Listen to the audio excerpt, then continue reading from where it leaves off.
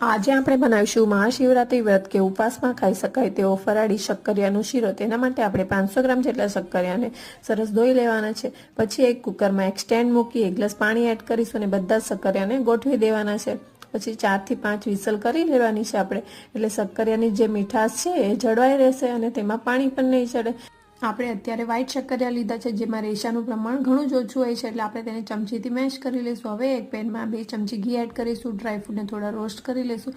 Dry fruit roast થઈ જાય એટલે બાફેલા શક્કરિયા તેમાં એડ કરી દેવાના છે। સરસ તેને ઘીમાં સરસ શેકી લેવાના છે। જો તમે જોઈ શકો છો કે શક્કરિયા સરસ શેકાઈ ગયા છે। હવે તેમાં આપણે અડધી વાટકી ખાંડ એડ કરીશું, 1 વાટકી આપણે દૂધ એડ કરીશું અને સરસ આપણે બધું મિક્સ કરી લેવાનું છે। ખાંડ ઓગળી જાય અને દૂધ સરસ મિક્સ થઈ જાય ત્યાં સુધી પાકવા દેશું।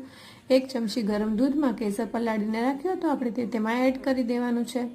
આપણો સરસ મજાનો શક્કરિયાનો શીરો તૈયાર છે। જો રેસીપી ગમે તો લાઈક, શેર, સબસ્ક્રાઈબ।